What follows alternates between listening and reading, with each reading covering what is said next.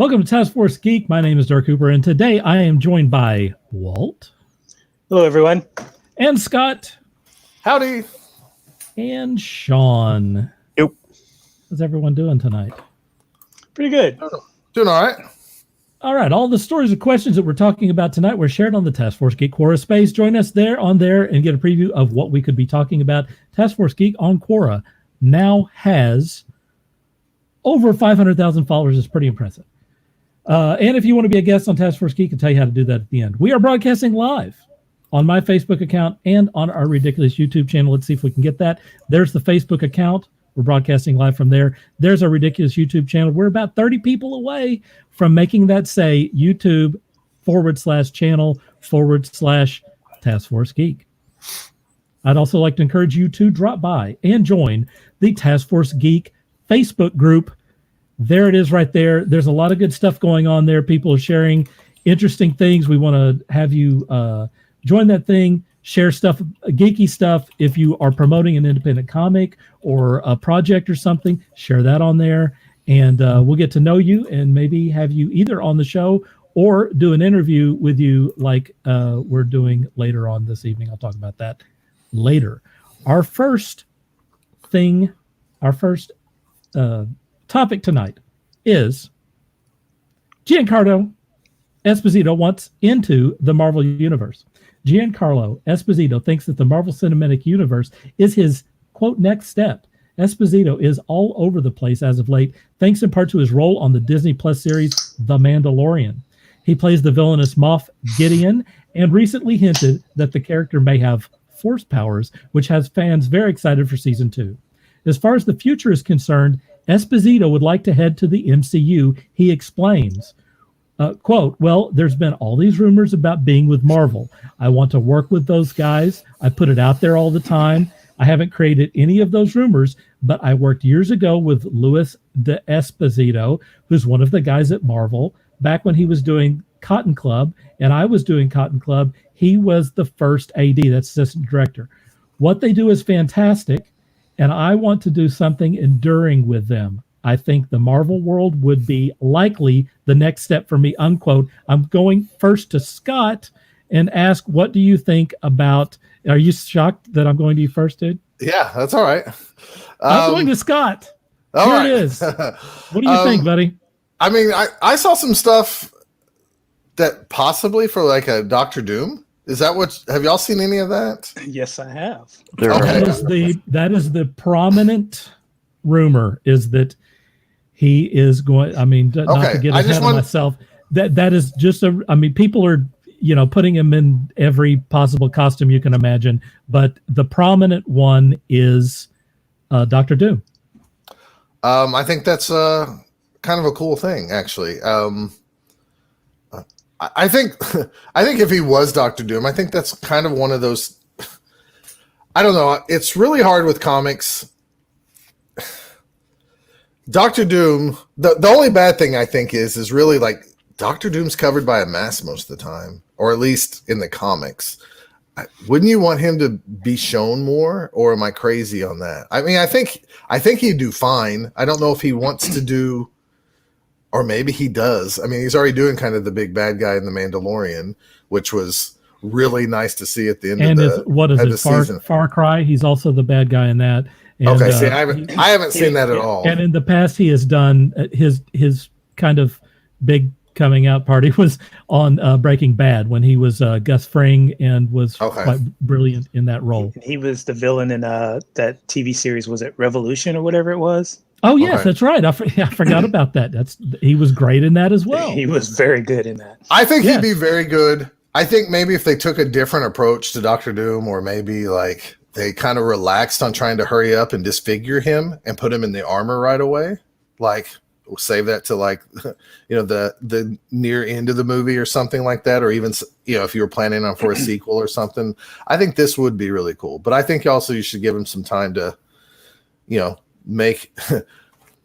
pour himself into the character so it's more tragic once he gets into that armor and everything else. I mean, I don't know. That's someone just my saying thought. Hi to you there, Scott. Hey, what's going on? Let's go to Walt next. Oh, as soon as I saw that listed, I was like, what? Yeah, let's get him in there. I mean, as far as actors that have been talking about wanting to join the Marvel Universe, he wasn't on my list, but when he came out saying that he was interested, he was on my list. Yeah, and yeah, for sure. And that's following Al Pacino's been talking about he wants to be a Marvel. He wants to be a Marvel villain. Yeah. So really, I mean, he'd be good. I am just Robert Redford was. Yeah, and so I'm like, sign him up. Sign him up. I mean, these guys have been saying that they've been having fun at it. So if Esposito wants to be Doctor Doom, or if he's eyeing Doctor Doom, give it to him. I'm pretty sure he'll pull it off, and he'll be the villain that everybody loves to hate. Yeah, for sure. Hey, Walt, can you show us your T-shirt, please? Yes. Yes, show us this awesome. So everyone, can you guys figure out what's going on there? Anyone want to chime in? Don't say anything. Just show them the T-shirt and let it be. Let it be. Let it be. Okay, Shawn, you're next. As far as him playing Dr. Doom, I'm all for it. He's got as an actor, he's got a very strong presence. He will command the screen as that villain. Excuse me. And he'll chew up the screen whenever he's playing that role. If any good guys go up against him, he will, just by his presence in that role, he will be a force to contend with. I agree with Scott. I think they would introduce him without all the armor, and maybe as like a little side character or something. And then after 2 or 3 movies, that's when he's placed into the armor, and then he gets his origin. That's an interesting thought. And then that way we can kind of build up to that character instead of just being, oh, there's the bad guy.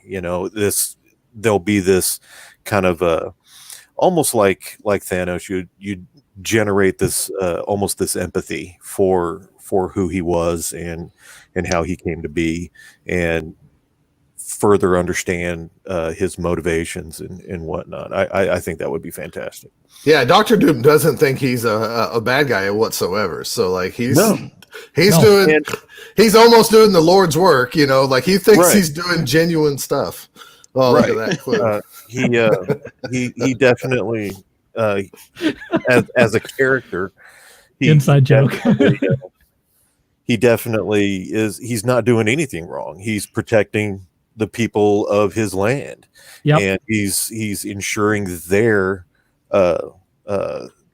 peace, their prosperity, their survival, and everyone else be damned. And what better villain can you have than one who is righteous? He is exceptionally sympathetic villain. A very like a lot of depth to that character. He is much like Loki in that in one film you could hate his guts, and then 2 films away he could be actually like on the team, like actually helping out. I mean, in the comics he was the, what was the phrase, the indomitable Iron Man or something that. He took over the Iron Man armor for a while. He's been, because he has a magic background. He has been involved in some of the magic storylines in the Marvel the Marvel comic universe. Dr. Doom is the Darth Vader, I've said this many times, of the Marvel universe, the Marvel comic universe, and he has been done dirty every damn time that we have seen him in any movies or any whatever cartoons, anything. No one does the complexity and the wonder of Dr. Doom correctly. Speaking of Giancarlo Esposito, he is the guy who has the capability of projecting the calm, badass gravitas that character needs, and he is an excellent choice for that role. Whether he gets that or not, I don't know, but he is by far the best choice that I've heard so far for that character. And Dr. Doom is a sort of character that could be around literally for the next 20 years. So hopefully you put someone in that role that is super awesome. And I think that he has proven that he can be awesome. How young is he? I mean, the only problem I see is that they're going to have to. They're not going to have this Reed Richards, Dr. Doom. We were college roommates, and you they dated my girlfriend. Do that. No, but if they got John Krasinski, I don't think they're too far in. They're not. No. They're not. So and again, Krasinski is a great choice for Reed Richards if they do that. There's too much artwork online for him as Reed Richards for them to not at least that's what the people want for sure, including this people. Yeah, same here. So Giancarlo Esposito, I don't know, whatever he wants to do, whatever he ends up with is going to be pretty cool. And you're right, at the beginning you're going to see his face, and then after that you probably won't see his face much, but that's okay. Even if they play it like they do in Spider-Man or in Iron Man, where yes, most of the time they're under a hood, but every now and again they come out to see the sun. That's fine. I don't have an issue with that. Deadpool. How often do you see Deadpool with and without the hood? It's about 50-50. Go for it. Yeah. There's nothing. There's ways that they can do it. I mean, Iron Man always has his helmet on in the comics, but in the movies he takes it off every 10 seconds. As long as it fits the story and the interaction between the characters, have a ball. Right. Damon says that Dr. Doom figure from Marvel Legends has my vote for figure of the year. Have you guys seen that? Yeah, it's really awesome. Mm-hmm. So it's a cool character. I may have seen it. I mean, Dr. Doom is like Lex Luthor when you think about it. I mean, he's huge. You can if you do him wrong in the movie, it just ruins everything. It just ruins everything. Yeah. But if you do him right, you really have something special with that character. Right. For sure. And by God, do him right, please. I mean, he's in good hands now. That's all I can say. Definitely. Yeah. That's true. They haven't messed up really anything bad. No. So. No. I know that some people have some small grievances, but come on. I'd say that we're in pretty good shape there. Marianne says, hey there. Hello, Marianne. Hey to Marianne. She's doing some really cool artwork. If you guys want to check that out in our Taskforce Geek Facebook group, she's sharing stuff on there, and thank you very much. And there's Walt's mom. There's Mom. Again, Hi, Mom. How you doing? I missed which is really cool. I would like for her to be there if we do. I didn't mention it this time, but we would like to do portfolio reviews. It would be cool to have her chime in during portfolio reviews. Give us a little bit of what Walt had. All right, our next subject. Go easy on you guys. So, our next subject is NBC Universal launches a comic books company with Grant Morrison on his first title. NBC Universal is getting into the comic book biz and enlisting Grant Morrison and Boom Studios to help. NBC Universal subsidiary Universal Content Productions, a TV production company, is launching a division focused on comics called UCP Graphic. The first project under the deal is an ongoing series titled Proctor Valley Road, written by Grant Morrison and screenwriter Alex Child. The artist has not been named.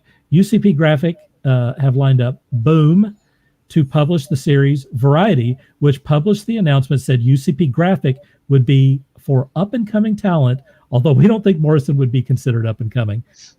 Shawn, I'm going to go to you first on this subject.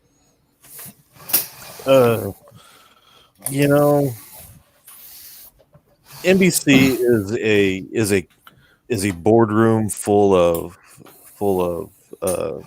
CEOs and corporate heads that have absolutely no idea what a comic book is or how to create one. Having Grant Morrison in there is fantastic. That's great to have He's super somebody solid. who's been in the business as long as he has. Yep. But I fear that this is still going to be designed by committee, and it's going to fail. It's going to fail. I hope I'm wrong. God, I hope I'm wrong, because I'd really like to see what can be created through these through this new venture, but I don't have a whole lot of hope. I hear you. Walt, I'm going to you next, buddy. My big concern on this one is I think it boils down to creator rights on this one, because we've got this big corporation. What happens with the artist or whatever if they get into a disagreement with, as Shawn said, this creating by committee, right? stifling the creators. What's going to happen when those creators decide that they want to leave and take their characters with them? Are they going to be the owners of their characters and story? No. I'm going to say no. That's the way. It's going to be direction Marvel. I'm leaning. It's going to be Marvel, DC all over. Right. It's a good point. It's a good point, Walt. Yeah, so that's where I stand on that. So okay, Scott, what do you think, man? So when I heard about this, it's no surprise to me, because you have everything that's published by Marvel, and they're absorbing all these other properties. So if there's a cool new idea, they're just going to absorb it and make a movie. Same thing with Warner Brothers and DC Comics. So this is no surprise to me. This reminded me, and I cannot remember the source, but I know it was like very, very early 1990s. Robert Henry was reading some article, and it might have been in like Comic Buyer's Guide or something like that. And the article talked about how the future of comics is just going to be a breeding ground for ideas for Hollywood. And it's going to be like the tryout show, the minor leagues. And then you hope that something sticks. And this is where the big companies are going to come and pull ideas. And at the time, I thought, this is ridiculous. There's no way, and now almost 30 years later, it's become the reality. And so Universal, NBC, who's launched the XFL twice, they've decided that maybe if we get on this foothold of their own comic brand where they have up and comers try their ideas, and if they stick, they can turn them into a movie, right? Right.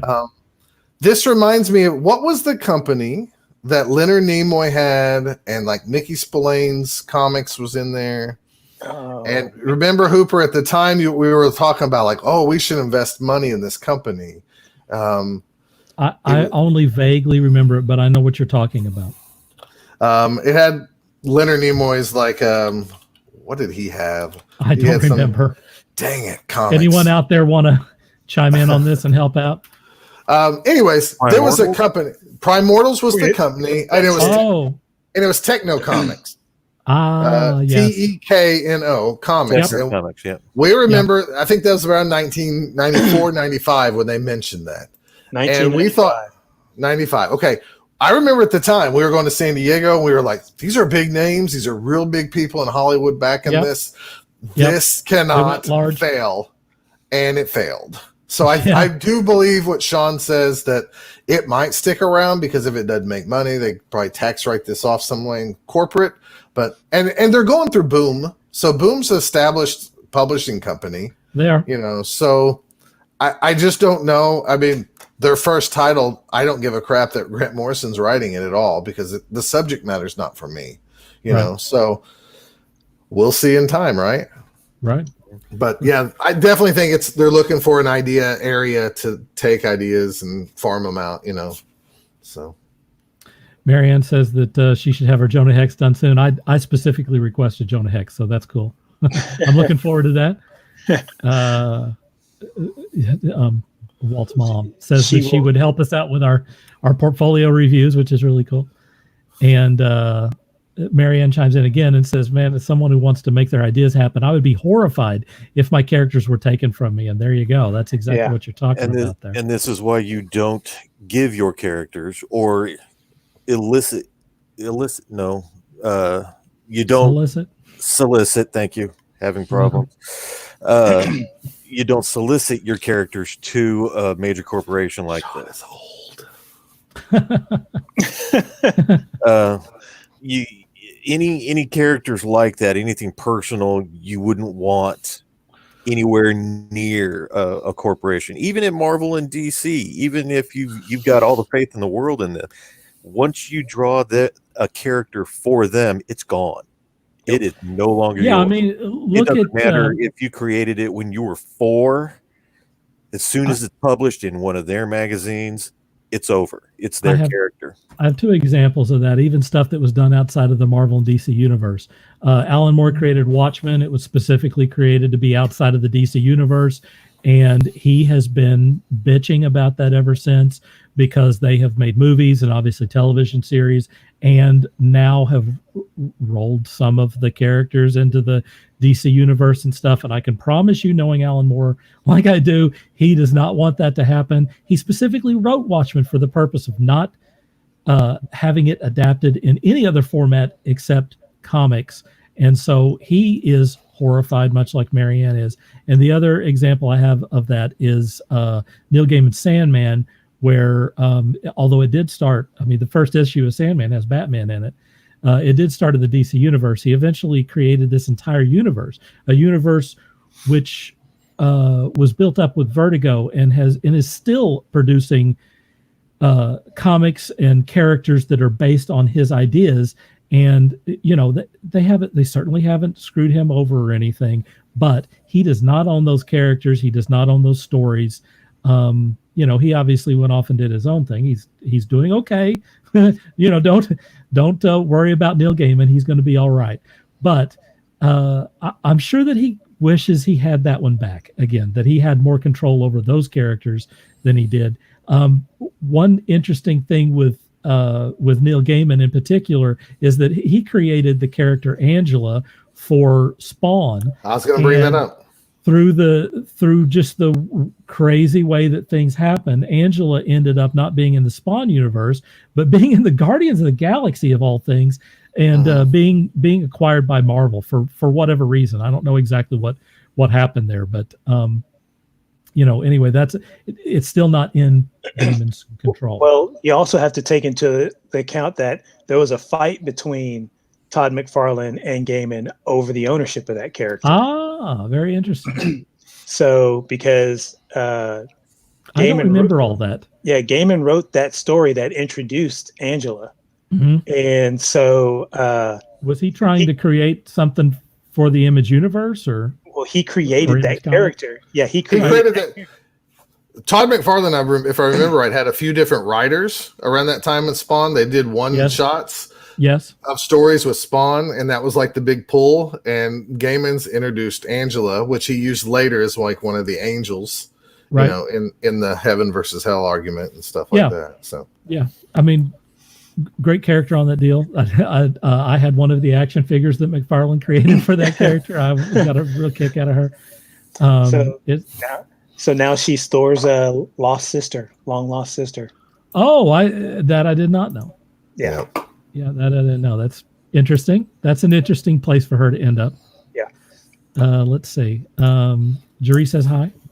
Howdy. Ronnie says hi. Let me say my piece on this. I think that this is an example of why comics are not going anywhere. Every time you hear people saying, "Oh, comics are going to die. They're done. We're wrapping it up. It's all over." No, comics are the cheapest method of creating visual content and intellectual property. You can pay one person who is breathing into their mic like crazy. It sounds like Scott. Oh, that's probably me. I was adjusting.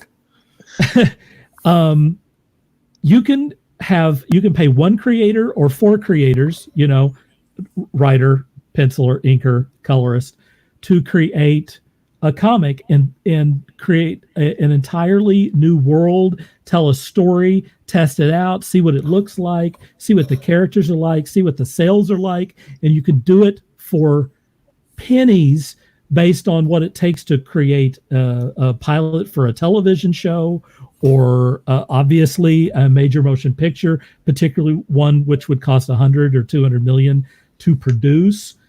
Comics are chump change.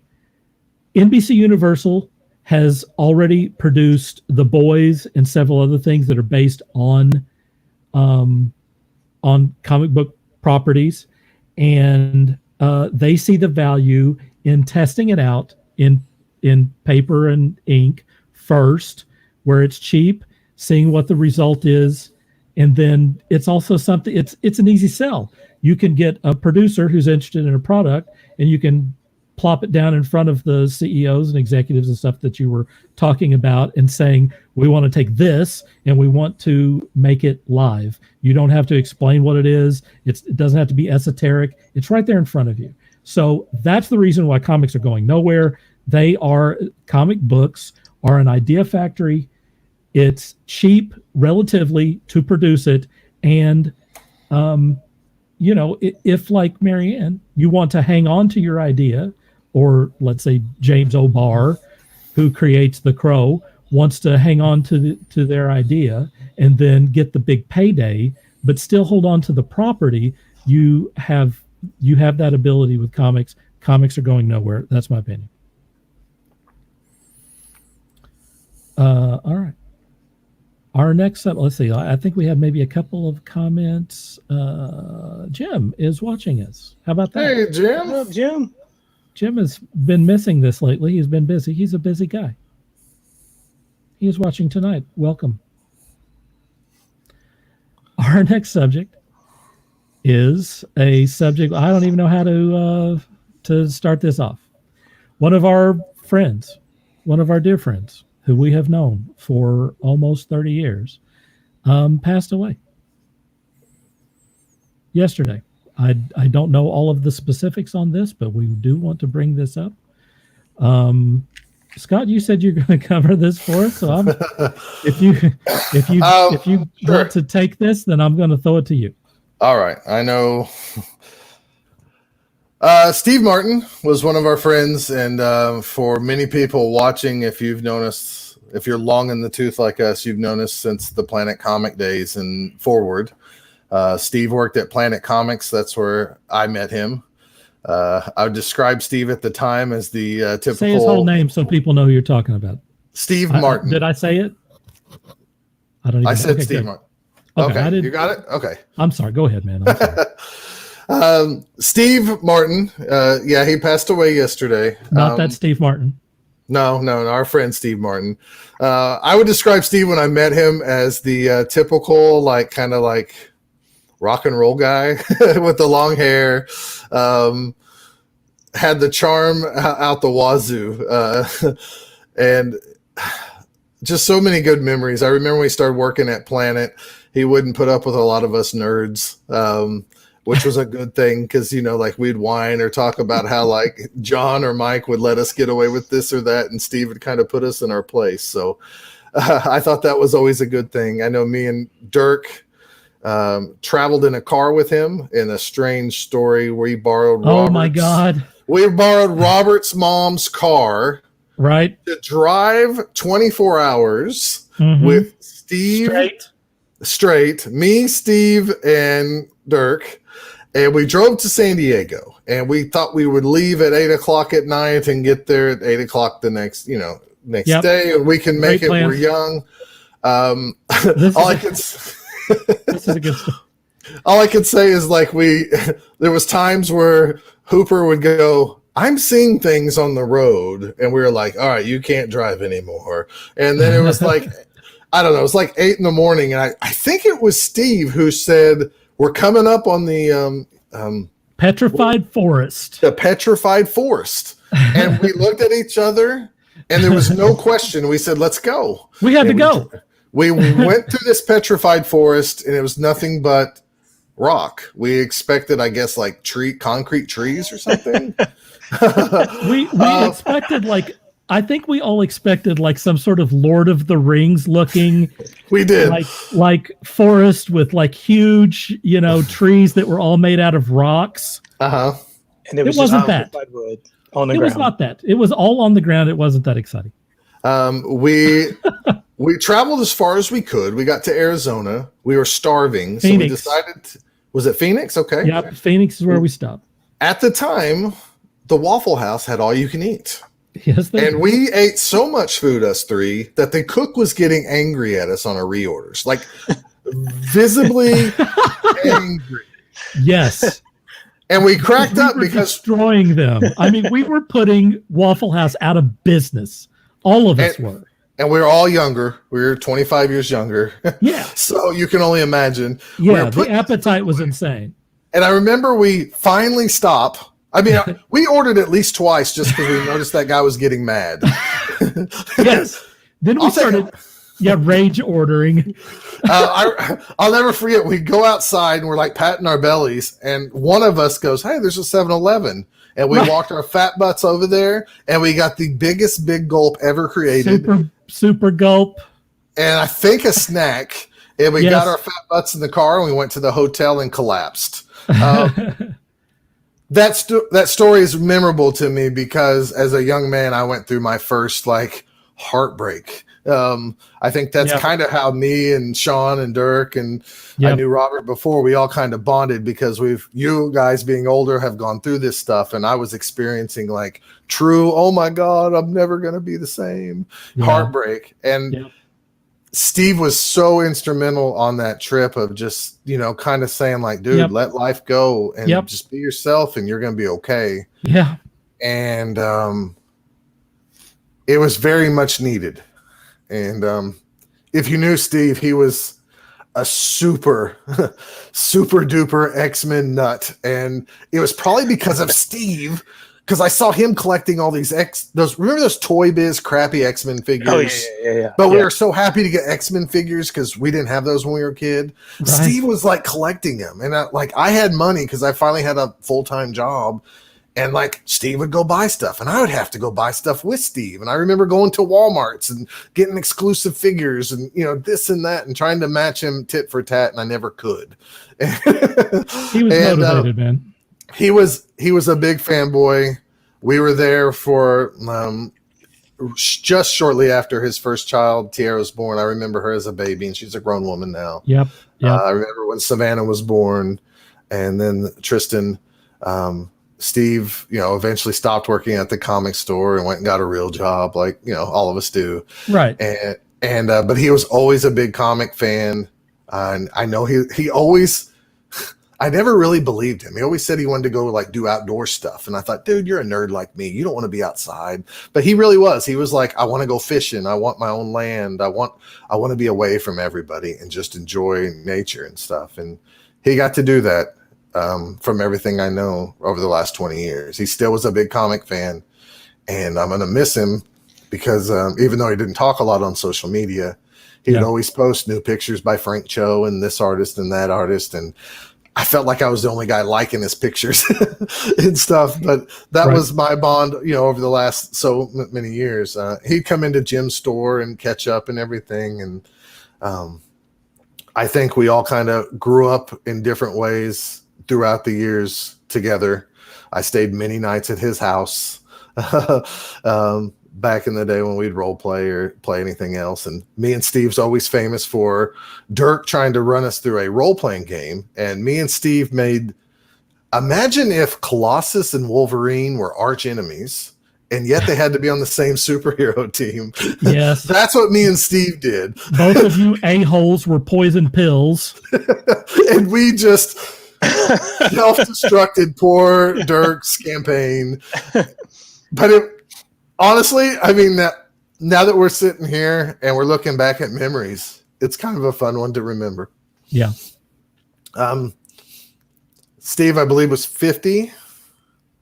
Passed away from a heart attack, and I think it was a brain hemorrhage, if I remember correctly. But he survived by his wife, Michelle, who was an amazing person and was always nice to us. And she just loved us, genuine nerds. And his kids are all grown up, and from everything I can see, and I don't know them, they look like Steve did a great job.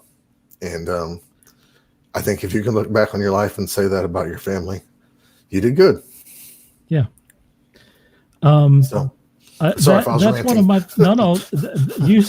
you kind of told my story. That's one of my favorite memories is the fever dream trip that the three of us took. It was just the three of us on that, going out to San Diego with all of our hopes and dreams and stuff. And just the fun that we had during that and all the other times. Steve, much like you, Scott, Steve was there for me during a very difficult time of my life when I was struggling with things that were very they were very difficult for me. And Steve was kind of a ladies' man, and he knew what to say. I wish that I had understood what he was saying. He told me all the right things, and he seriously, he knew. Yeah. He knew what to tell me. And he was a good brother to me during that period of time when I desperately needed someone who had that sort of advice and was there for me. And he was definitely that. He's a very funny guy. How you guys tease me for being blunt? Steve was just about to say blunt that. With a little bit of he's going to make sure you know your place. Right. He's the most frank person that I can think of. He would lay it right out. Exactly how he felt about you. What I was going to say is that maybe even at that same convention, we were standing in line. Him and I were standing in line to talk to Peter David, who is a famous comic writer. And Steve was, Steve wrote comics, and he wanted to talk to his favorite writer. And Peter David just kind of being an a-hole, to be honest with you. He wasn't paying any attention to Steve, and Steve really wanted to kind of, it's not like Peter David had 20 people lined up. He's not Jim Lee. He's Peter David. Most people didn't even know who he was. He could have given Steve 5 or 10 minutes of his time, and he didn't do it. And so Steve stood, 3 feet away from him and talking to me loud enough so that Peter David would hear him, said right. Something along the lines of, hey, Peter David is being an a-hole to me right now by not talking to me, but he's still my favorite writer. And so, and that is Steve. That is Steve. If you don't know, yeah. And if you see the link down here, this is to donate. We should mention that. This is to donate to the family towards the funeral services and everything else that comes with the passing of a loved one and stuff. And I can't believe. Let me say something else. I can't believe that I'm having to say this, but if I had to discuss the legacy of Steve Martin, our buddy,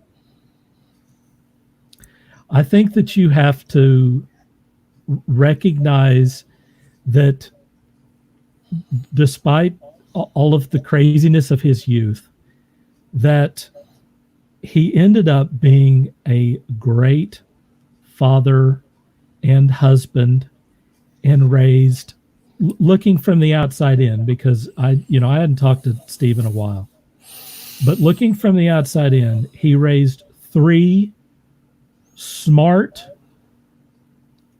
cool, geeky, and well-adjusted kids, for sure, who look like really amazing people.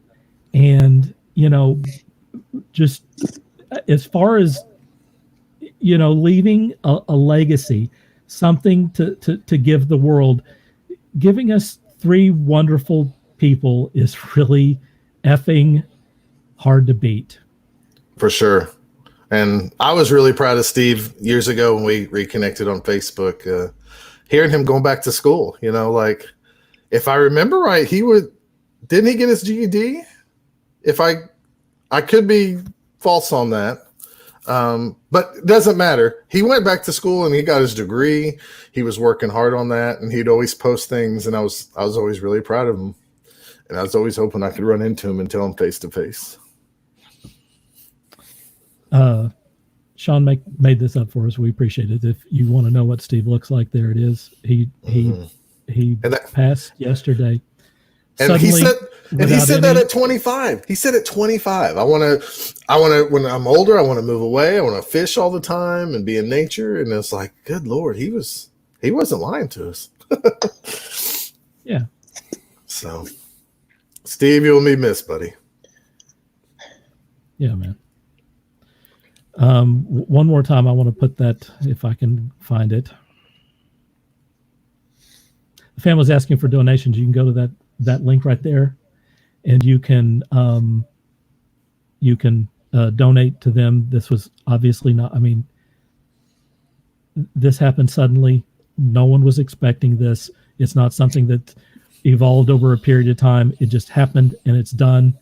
And so the family, could use your help. If you know him or you just are touched by our story, then please go to that link, and we will put it with this episode, and you can help the family out. And in addition, one other thing that I want to say is Steve and old. Steve is basically the same age as Shawn and I are. He was 1 year younger than me. There you go.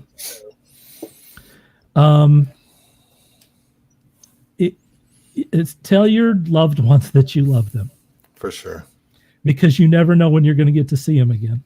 Don't, if you have an opportunity to see someone, take that opportunity. You never know. It could be the last time, folks. Could be the last time.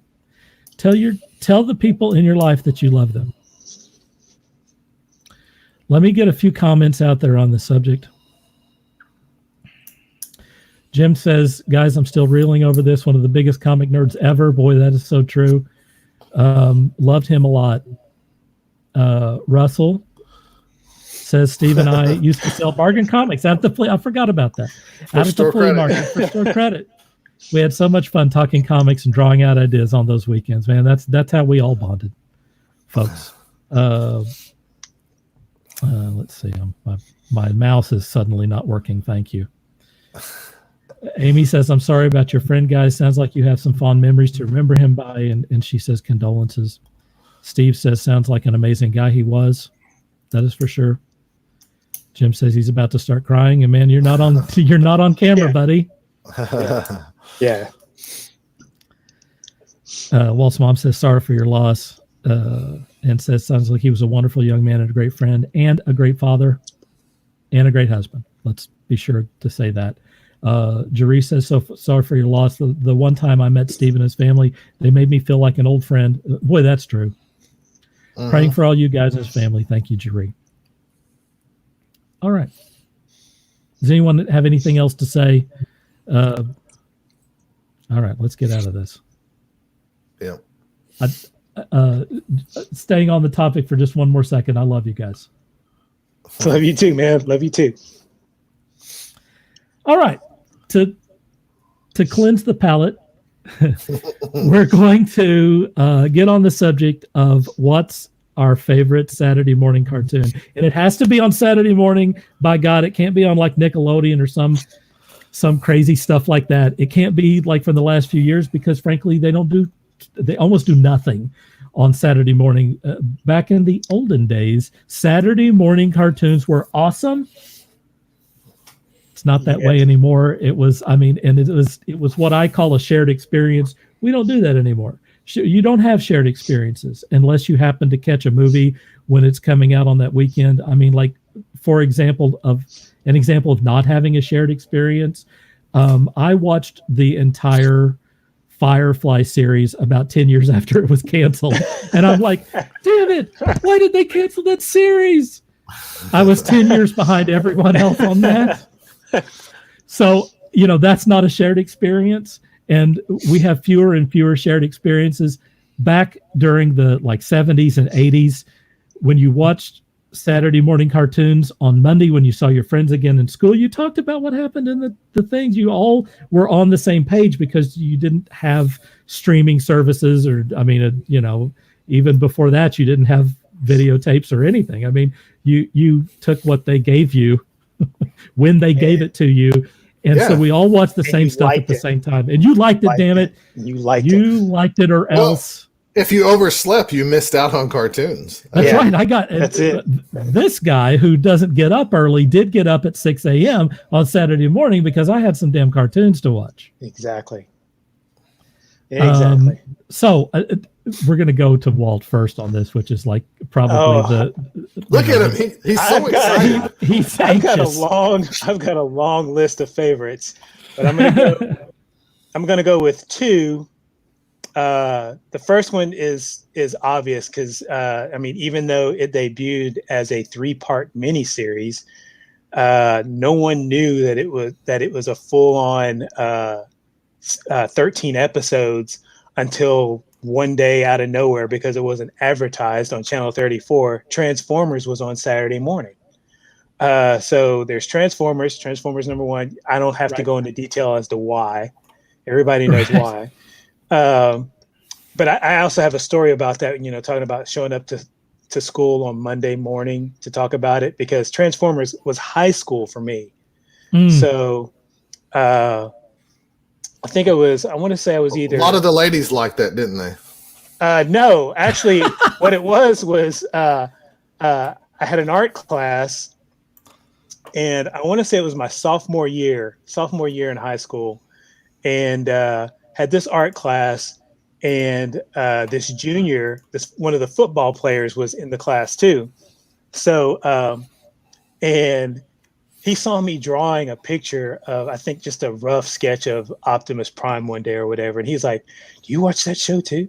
And to let you know what this guy was like, his name was Mike Branch, number 77 on the defensive. He was like a defensive end on the football team, built like a brick house. And his nickname was Wolf. They called him Wolf Branch. And so every Monday he would come in, and it was fifth hour art, and he would come in and he'd say, man, did you watch Transformers this weekend? Did you watch Transformers Saturday? He goes, Constructicons? Did you see that one? And the scoop went up over his head. He was like, dude, that was badass, man. So I always got a kick out of that. So, and then my other favorite cartoon was Mighty Orbots, which has a very, very crazy story about why it never got a second season.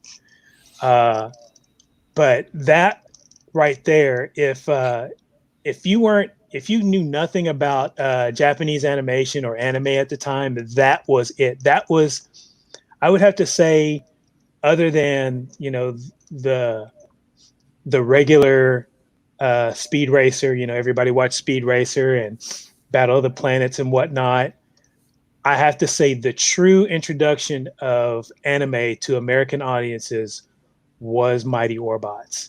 If you've never seen it, you can get it off. In fact, you can get it from Warner Brothers. They own the rights to it. You can get all 13 episodes on DVD from Warner Brothers.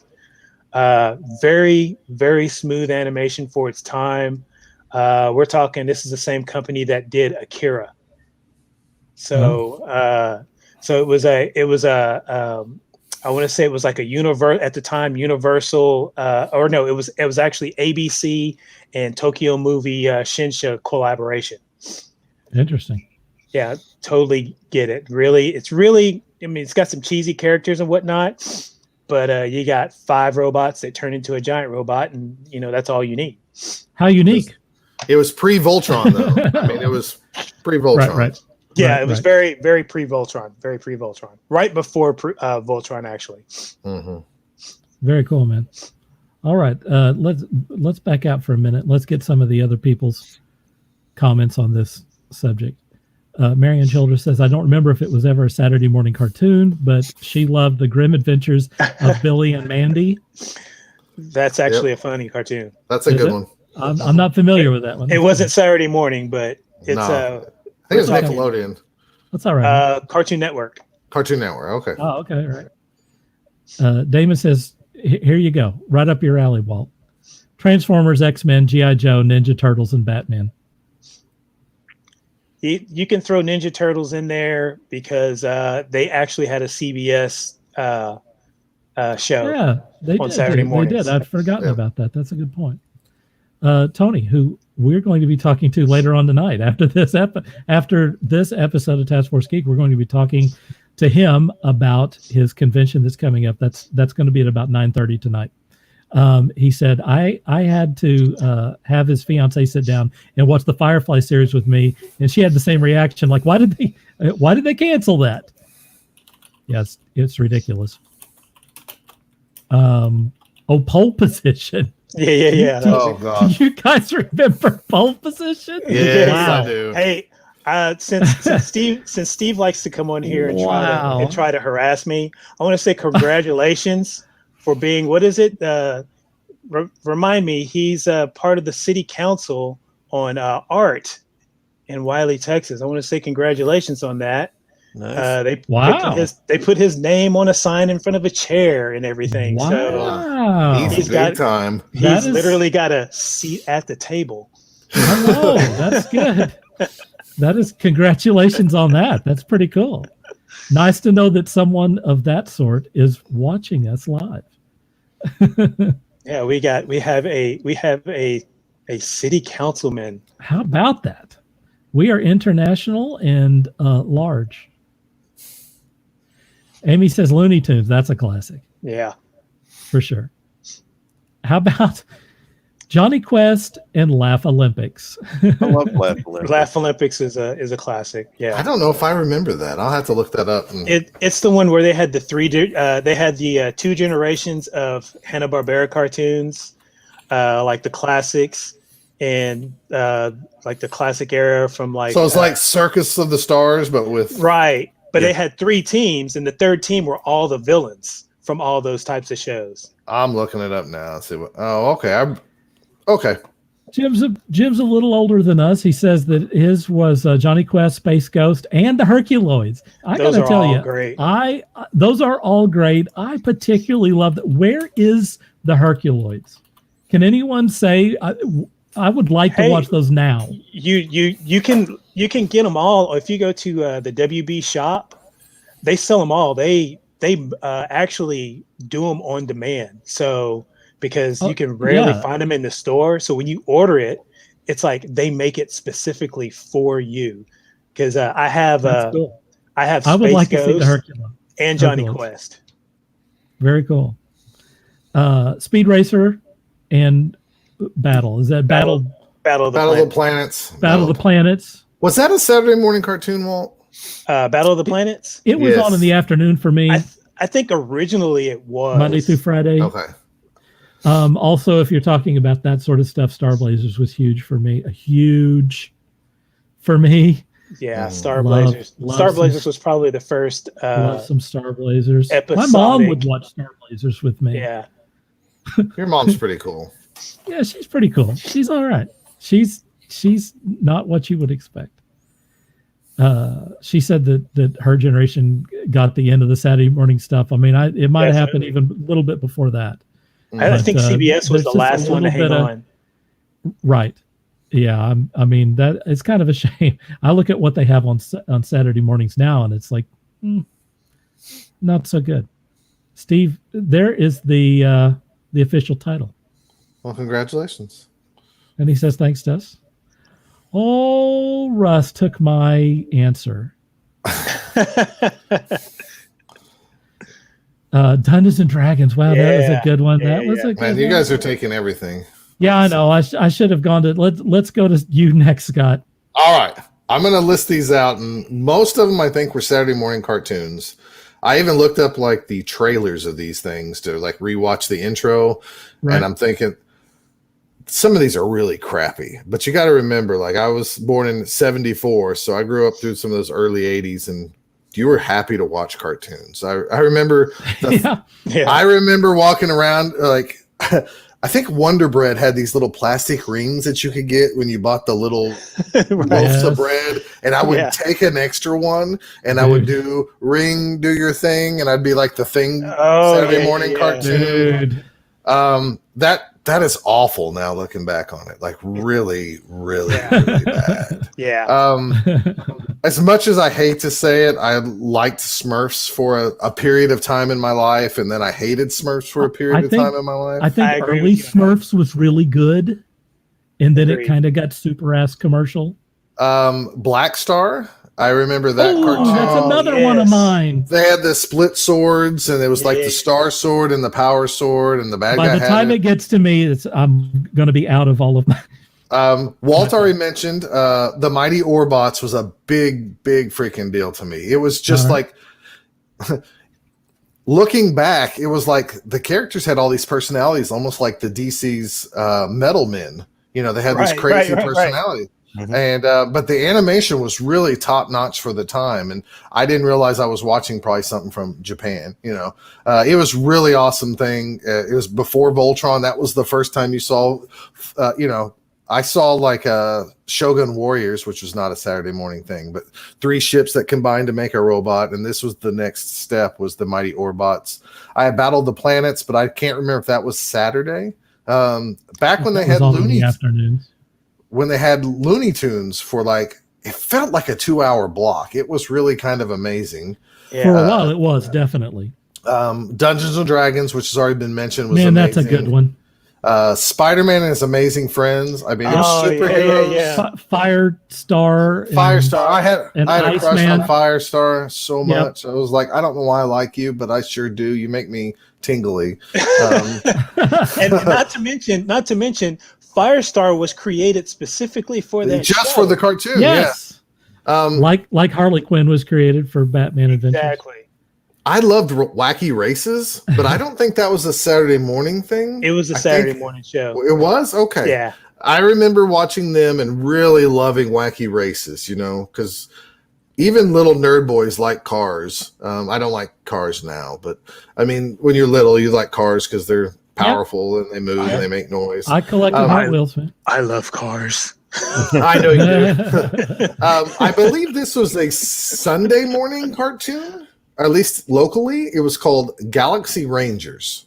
Y'all remember that? Yeah. I love Galaxy Rangers. It was daily when it first came out. It was a weekly show when it first came out. Or like in the morning for a while, Yeah. like 7 a.m. something on weekdays. I've actually got a few collections of Galaxy Rangers. Okay. I thought they moved it to like Sunday mornings or something. That is but good. You're probably right. Oddly enough, Sci-Fi Channel had its hands on it for a while, and they were showing it on Saturday mornings. So you can count that as a Saturday morning show. And some of those episodes were really, really, really freaking good, and some of them were like dumb as hell. So it was hit or miss. And then the final one, which was in the last 20 years, I'm a pro wrestling fan. There's a manga called Kinnikuman, and it was the story of this pro wrestler, and they did a Ultimate Muscle is what they called it when it was the cartoons of his son. And it made it over here to, I think it was called the Fox Box or something like that in the early 2000s. And I remember as a 30-year-old man getting up and, you know, trying to catch this morning cartoon because I wanted to watch it, and I knew it probably wouldn't last long. And it only made it like one season over here. Wow. Yeah. But that was the last time like I really eagerly got up to go watch a Saturday morning cartoon, you know, and try to catch it or you know, set my VCR to record. Right. So those are just some of the ones that really stand out for me, and I'm sorry I mentioned the thing because it's awful. Shawn, you're up, man. I meant to say Turbo Teen, really trick y'all, but it's awful. Good Lord. I love that look Shawn gives whenever you mention I do too. Yeah, it's the same look I give, but then I start laughing because it was just so crazy to watch. Yeah, that's the stuff of nightmares. You know, I watched the same cartoons when I was a kid. I was born in California, and they had obviously the same cartoons for the most part, but they also they kind of mixed in a lot of anime. I remember seeing a lot of anime whenever I was real little, like Speed Racer, Battle of the Planets, Star Blazers, and all that. Not necessarily on Saturday mornings, but in that same rotation. Mainly what I watched on Saturday mornings was stuff like Sid and Marty Krofft production. So I watched Oh yeah. Oh yeah. I Land watched of Lost. Sigmund the Sea Monster. Oh, Land of the Lost. Dr. Shrinker, Electro Woman and Dinah Girl, Wonderbug. Oh, I love that too. Wonderbug. I watched a lot of that kind of stuff, and one of my favorites, of course, was HR Puffin stuff. Oh, I remember that. That's There's a lot of. It And, took a lot of weed to produce that. and also for real. I literally had to start my morning. I had to start my morning with the banana splits Oh, every man. Saturday morning. Yeah. I was excited when Sci-Fi announced they were going to do a banana splits movie. Unfortunately, they turned it into a horror film, and I will curse them till the day I leave this earth. So Yeah, I passed on that one too. What made me mad about those was not that I didn't enjoy them as a kid. It's that they took the spot of a cartoon, and See, they had not at my time. they had live people in those shows, right? So in my little kid brain, it's like there's live TV all the time with people. I want cartoons. I only get it till 11:30. Yeah. So it always made me mad. But back in my day, I mean, that was all a part of it. That was just Saturday morning. Oh yeah. For me, It wasn't like you got this or there was I want to say it was like a 3-hour block of Looney Tunes because it was like It was on for a Yeah. while. It was on a long time. it was the Bugs Bunny Roadrunner show for the longest time. Then they mixed in a couple of the other Looney Tune characters into a big block, and then Mighty Orbots. I remember when that was announced because ABC would do a Friday. I'm glad you're talking about this because I was going to bring it up. On Friday night. I remember they did an announcement of the new Saturday morning cartoons that would be coming. yeah. And I I remember remember that. all those. I had to sit and watch that. I forced mom and dad. They were pissed. And, they wanted to watch something else. I don't want to watch this crap anyway. And I remember it stuck out so much whenever they showed the Mighty Orbots, the intro to the Mighty Orbots. I freaked. I never, as a child, I never, had an alarm. Mom always woke me up. That was the first time that I asked for an alarm so that I could be up and awake and ready for when the Mighty Orbots came on. I was not going to miss that show. I mean, wasn't those things old primetime specials where they would like a 30-minute special to preview what was coming? And like as a all the kid, you were networks like, did it. Saturday morning used to be big business, folks. was I mean, big you had a lot of cereal and toys I to mean, share. this is how I spent my Saturday mornings. Yeah, Oh, exactly. me too. Exactly. Me too. I Go get your bucket of cereal and get going. I honestly was awake 2 hours, at least 2 hours, and it only happened on Saturday. I was up about 2 hours before mom and dad would wake up. Yeah. And so Because some of it Couldn't wake up for school, but you could wake up for cartoons. right, Yep. exactly. for sure. Exactly, yeah, with great motivation. Because it did start at like 5:30 in the morning. I remember watching Hercules, the old cartoon with the ring, and he Oh yeah, the little goat. Yeah. Pan. Yeah. Leave me alone, Pan. Oh, Hercules. What's up, Herc? What's up? What's up? I absolutely loved that show. Good And Lord. Good Lord. there's so many. So bad. I can't remember all of them, obviously, because there were just so I many can't either. to grab from. The more I think about it, Hercules was probably one of the ones that I really looked forward to. I don't know how many episodes it was, but it had such a such a great message about it. Every story, it was just a very it was a morality tale. yeah, but I mean, it was packaged in this box that you were like, I don't mind learning about my civic duty. It was just you don't get a lot of that now. Yeah, if I remember right, they were also produced by the United Methodist Church, I think, if I remember right. There was a stop motion show, A Boy and His Dog. I can't remember the name of it. Davy and Goliath. Davy and Goliath. Because Moral Oral is a Walt for the win. Yeah. That's right. Oh, Davy. Yeah. I used to watch it before going to church every Sunday. Oh, and of course, that reminds me of Gumby. Yep. Oh yeah. I had to watch Gumby and Pokey every morning. Geez, I could go on for days. I kind of found Gumby through Eddie Murphy. Really? Yeah, I never watched Gumby, but I sure did love Eddie Murphy. Anyway, I'm Gumby, damn it. Yeah. Okay, my every one of my choices has kind of been taken. Dungeons and Dragons. The thing that made me mad about Dungeons and Dragons is that it ended. Our local affiliate was running a locally made show called Basil Ball. Yes. And it would effing preempt precious Dungeons and Dragons episodes. And it enraged me because, I mean, for one thing, Basil Ball was some pretty weak shit. I'm already enraged. I'm enraged that you brought this up. And in addition to that, I desperately wanted to see, because I was into Dungeons and Dragons, and a Dungeons and Dragons cartoon was like the coolest thing for me at the time. Someone mentioned Black Star. Man, I loved Black Star. That was awesome. They had a Batman, Tarzan. Oh yeah. With Batman, Tarzan, Hour, or something. I wasn't that much into Tarzan, but I really loved the Batman in that because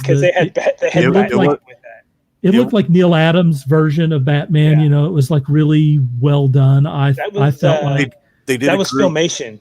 They did a group with Tarzan, the Lone Ranger, Zorro, Flash Gordon, and the Super 7. Yes, that sounds right. All of those, but my all-time favorite, and the one that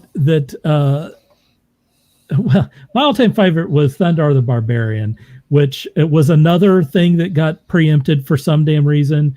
It just drove me insane that the stuff that I loved the most was preempted. So I like, and I think maybe there was one season of Thundar the Barbarian. Yeah. Which they played for like 3 years or whatever. And I never got to see all of the episodes, but like in the early 2000s, they were playing Thundar, and they may still be doing it for all I know, on Boomerang. And so I got to watch Thundar the Barbarian from soup to nuts, beginning to end. And you know what? Thundar the Barbarian held together pretty well for being an old show, and was very much predictive of some of the stuff that we've seen since. It had magic, and it had science fiction, and it was post-apocalyptic, and you had all of that kind of mixed up into one deal, along with like them visiting NASA, and having an adventure, in like actual locations and stuff. It was just so cool. That thing was so far ahead of its time, and like I said, actually pretty good. If whoever owns that, I don't know who the heck owns that. Warner Brothers owns that too. If they own that and they're looking for some, they're looking for some intellectual properties to raid, that would be a good one. Also I loved Land of the Lost. Oh my gosh, that was good stuff. Yeah, that dinosaurs. You get into some comments? Yeah, it had stop motion. Yeah, I'm going to get to some comics. I had to get out of the comments because then we'd never get through our own stuff. Okay, let's see. What do we got here? The first one is from Jerry. I think I mentioned that. She was seconding the Smurfs. Marianne says she feels like a baby. She doesn't know half of these cartoons, and she watched some of them on Boomerang. They're probably all out there. And, if you can YouTube. see them, they're definitely worth YouTube, some of them. It's a good idea. Wacky Racers. Yeah. How about Dirk Dastardly was such a schmuck? Tony backs up Wacky Racers, Snidely, Whiplash, and Muttley. And by the way, some of those characters appeared in the latest Scooby-Doo movie. Yeah, I recommend Scoob. It's pretty good. It is worth the pretty watch. good, especially if you like those characters. They show up. They're all in there. Yep. There we go. Another Super Friends. That's what we all forgot. Super Friends. Super I Friends. forgot about Super Friends. Love Super Friends. Speaking of, you brought up that Batman show. It's funny because you had two animation houses doing a cartoon with Batman. So you had Filmation doing the one that you were talking about that you liked. Yes. And then you had Hanna-Barbera doing Batman and Super Friends. Oh, yes. So if you timed it right, you had an hour of Batman. Did Adam West do the voice for both of those? No, he did. I think he started doing the voice for Batman and Super Friends. Toward the end. Okay.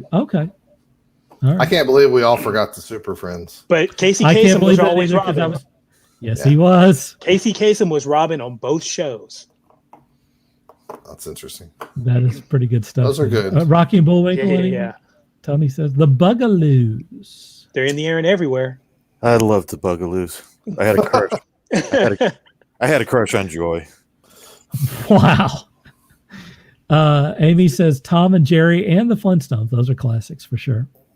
The Flintstones was originally on primetime. Primetime. Yeah. So if you look at whatever, The Simpsons, Family Guy, South Park, whatever, the Flintstones was there first. The Flintstones and the Jetsons was adult fare in the evening.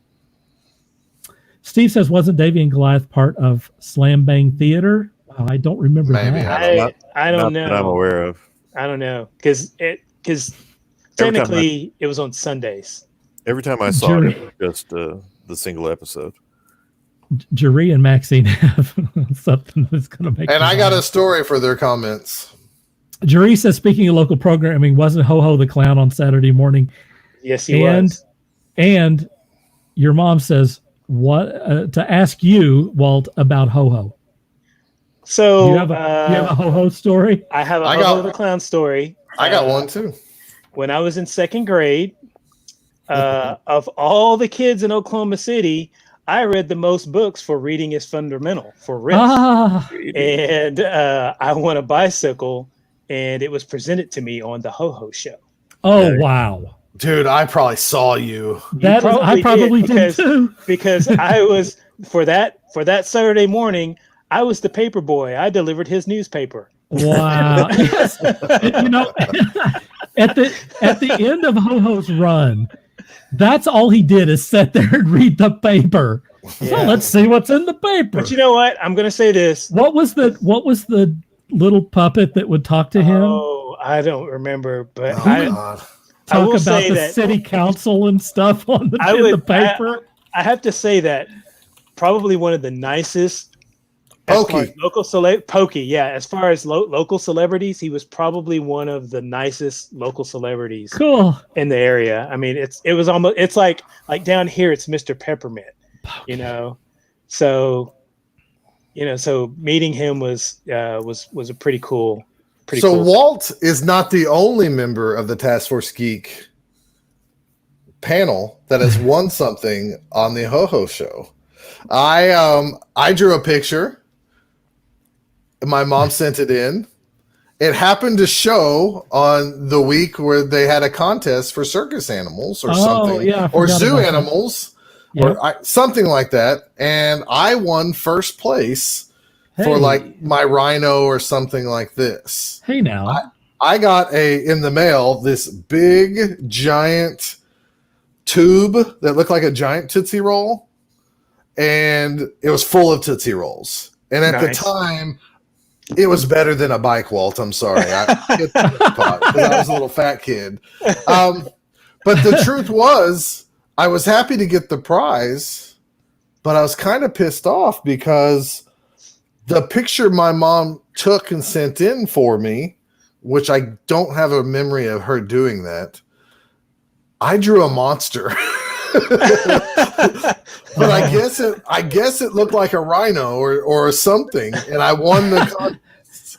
So at the same time, I was like, how do you people not know that this was a monster? This wasn't that. But I was like, sure, I'll take some Tootsie Rolls.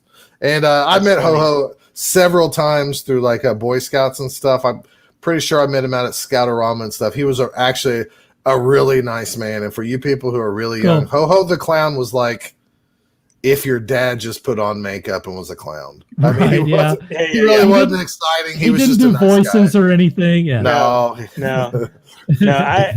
But before the taping of the show, he's like, "Have you ever seen a clown put on his makeup?" And so we're like sitting in his dressing room, and he putting on the makeup, and everything. And, look at Shawn's face. And there's me and my dad sitting there, and he's just talking to us. He's like, "So, what do you do in school?" And blah blah blah. And he's just putting on the makeup. And he's like, "Well, that's pretty good." I think you triggered something on Shawn, some memory he doesn't want to talk about. This sounds very pedophilic. No, because my dad was there, so It's just, hey, it's all good. Have you ever seen a clown put on his makeup? Well, no, it wasn't even like that because he wasn't even looking at. It was just like he wasn't playing Marvin Gaye or anything. Yeah, it was like, hey. He's like, hey, looking over to the side, and he's just looking at himself in the mirror, and just, That's how horror stories begin. Wow. Steve says, meanwhile, at the Hall of Justice. Ronnie says, my ex-wife was literally Ho-Ho, Ho-Ho's best friend. Puppet was police. I wish I understood. Puppet was Pokey. He auto-corrected it. He fixes it later. Yeah, it was Pokey. Puppet was Pokey. Okay, thank you. Jim corrected him there, Pokey. And then Ronnie got on the deal. Puppet was Pokey. So, Steve says in Tulsa it was Uncle Zeb. I think I saw Uncle Zeb because I would go to Lake Eufaula and spend the weekend sometimes. And I believe I saw Uncle Zeb as well. That's another victim of No More Saturday Morning, is that you don't get your local whatever clown show. Yeah. Does anybody remember Ranger Rick? Yeah. Yeah. He was a big Ranger Rick was a huge comic book fan. And by huge, I mean he was like 7 feet tall. Yes. He's the only personality and that I met. Big wrestling fan. Huge wrestling fan, and also one of the nicest guys you've ever met. That guy would come into Planet Comics and would talk to us and stuff. Just the kindest, gentlest, coolest guy who really loved all those things. Yeah, comics and wrestling, professional wrestling. And it was Ranger Rick. He was super.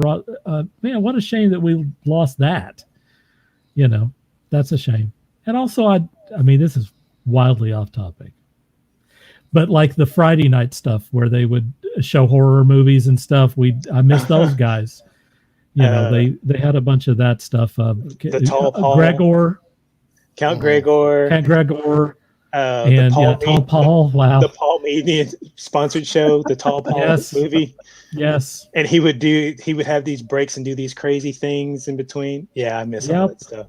I do too. That was good stuff. Ronnie's taking shots at his ex-wife, who's probably not watching. And I still have your nose, Ronnie.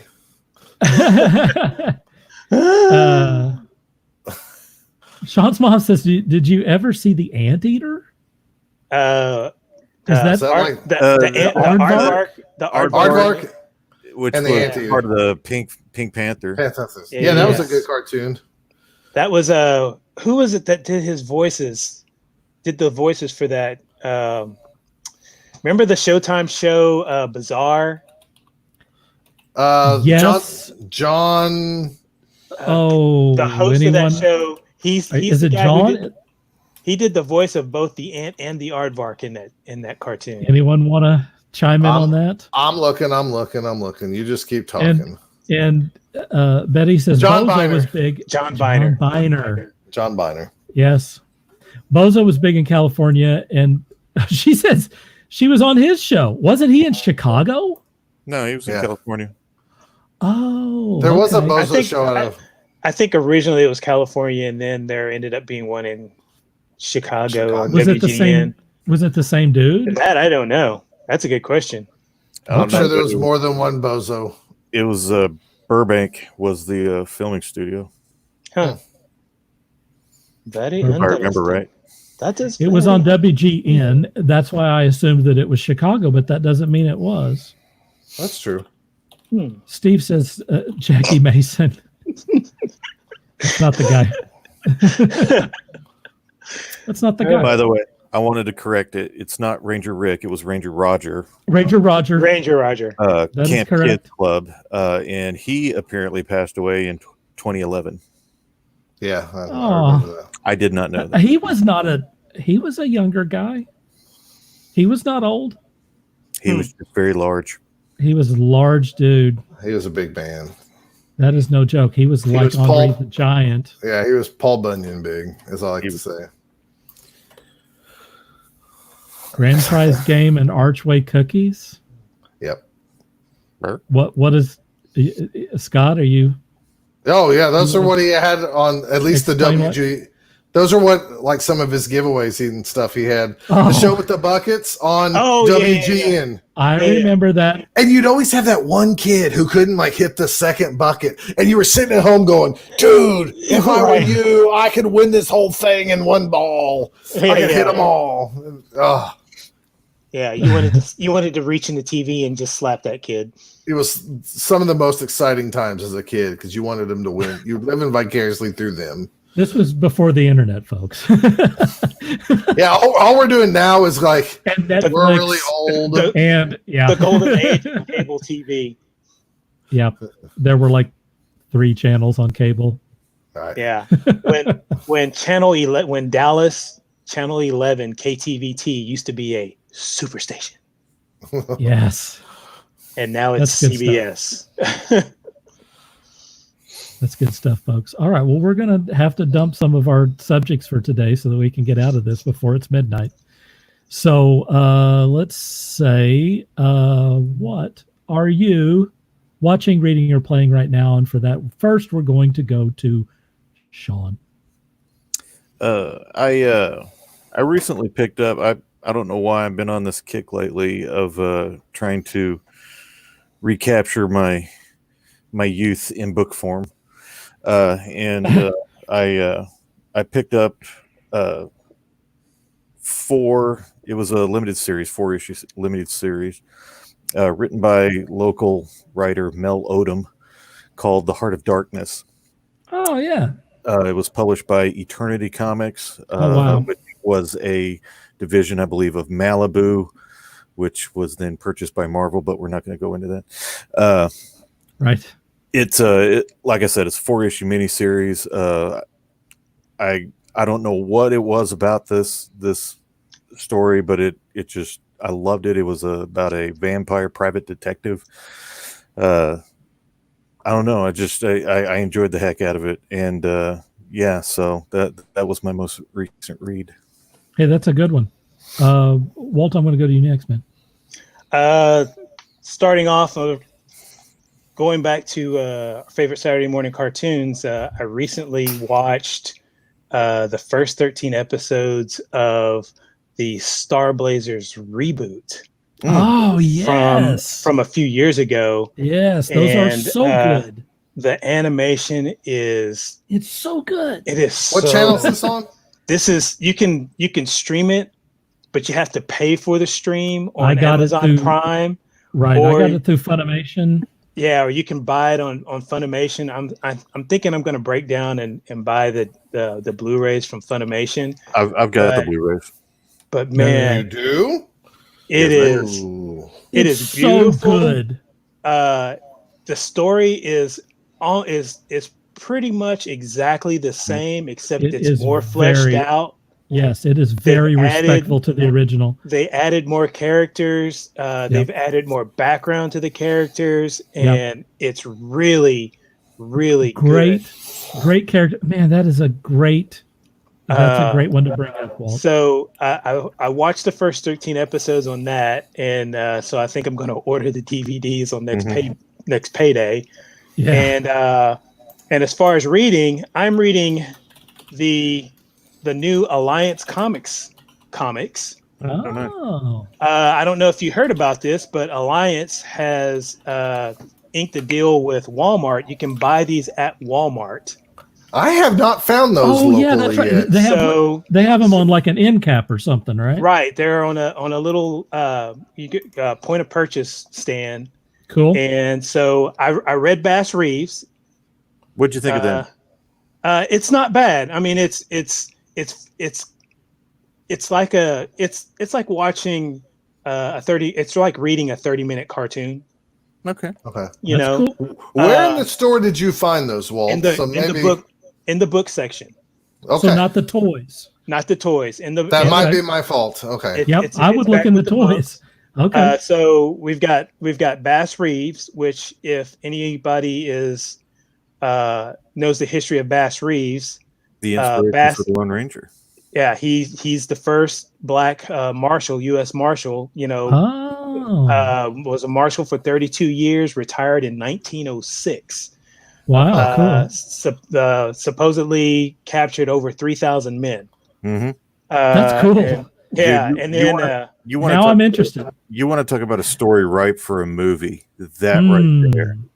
You mentioned there is a movie coming out. There is a movie coming out. Fantastic.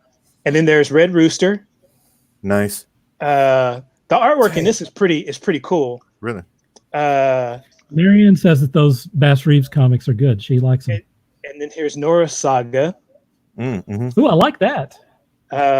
Which I haven't read it yet, but I get the feeling has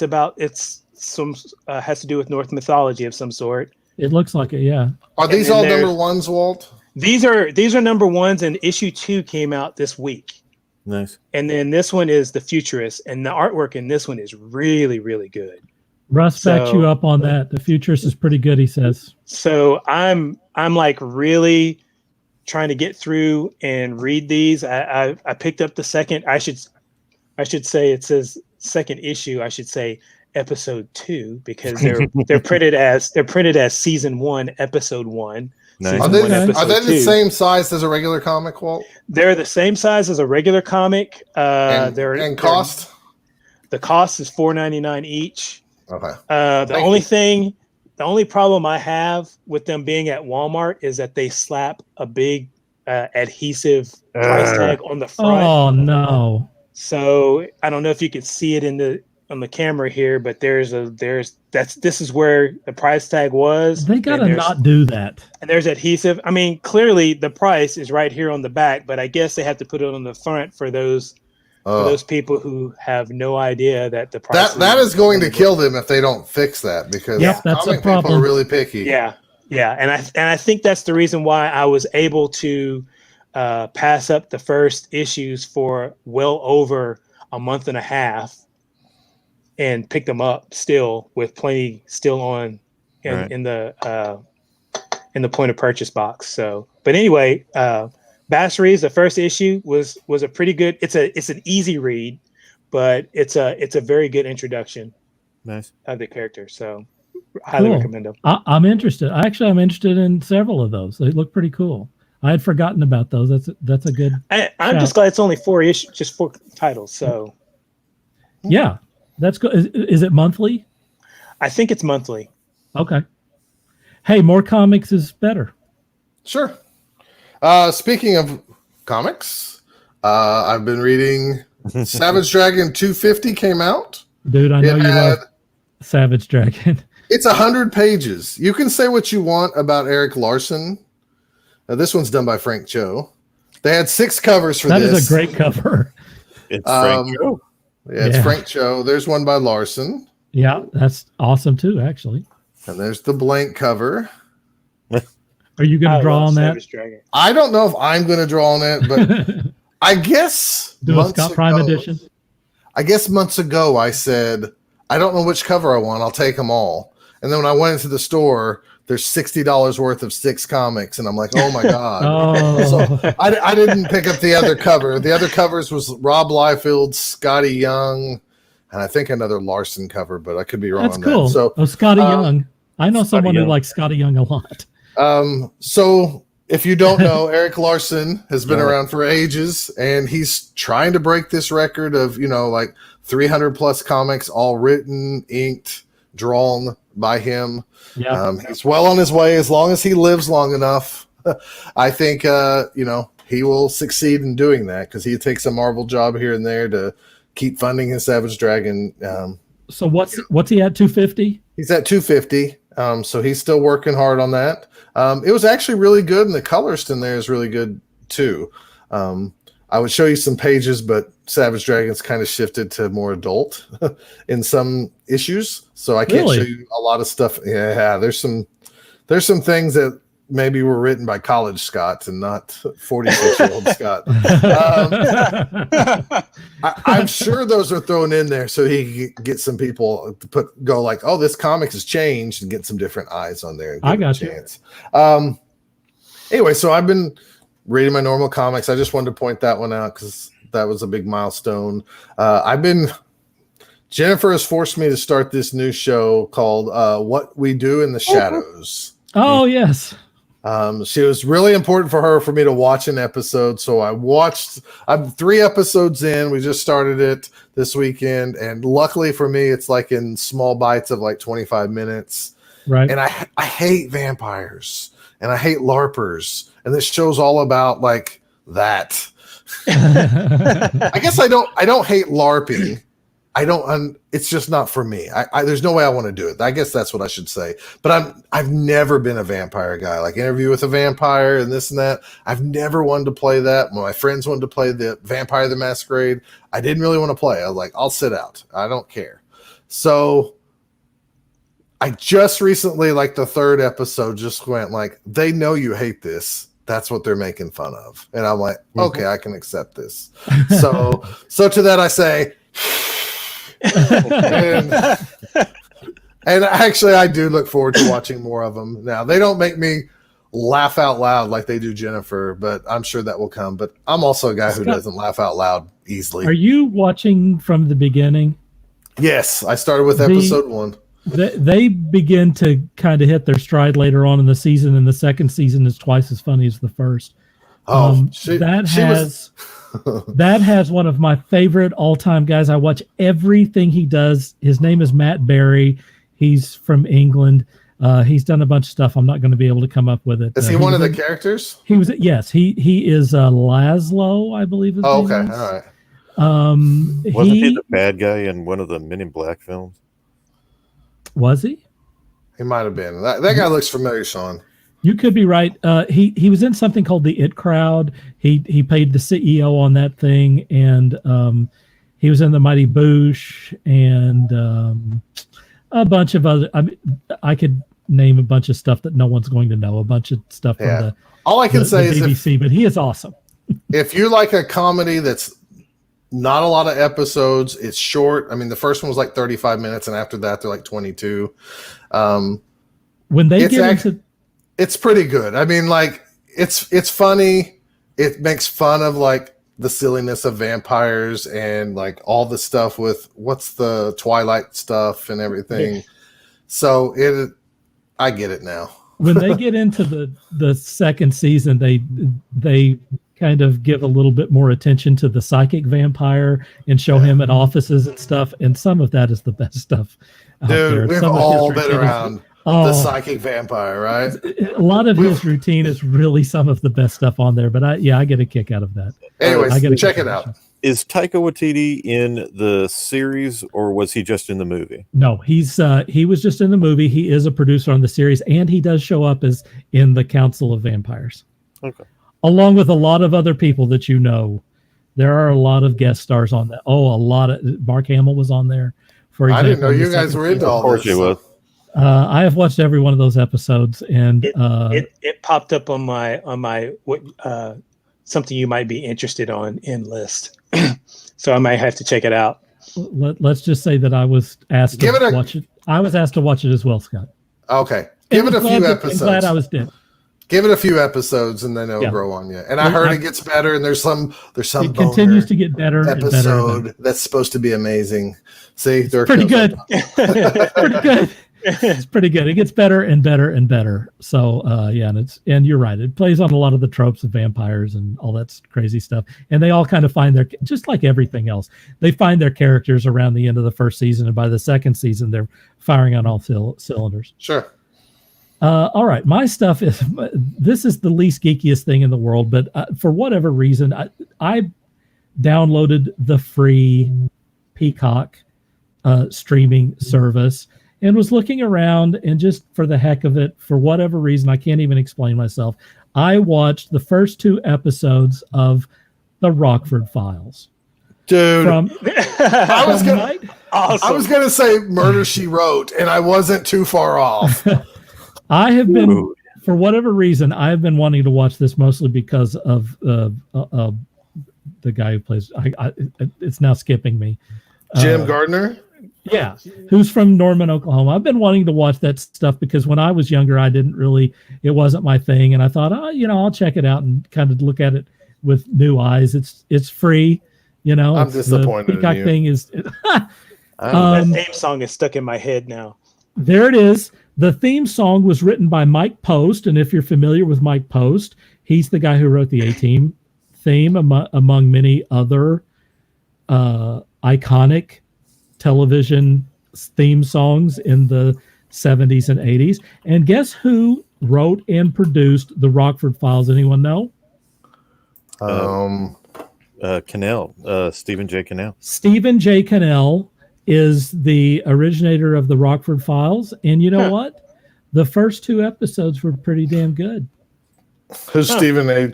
Janelle or whatever? Stephen J. Cannell wrote everything from the 80s and every crime drama television, like The Equalizer, and I believe he created the A-Team. Help me out, guys. Riptide. The A-Team, Riptide. Yeah.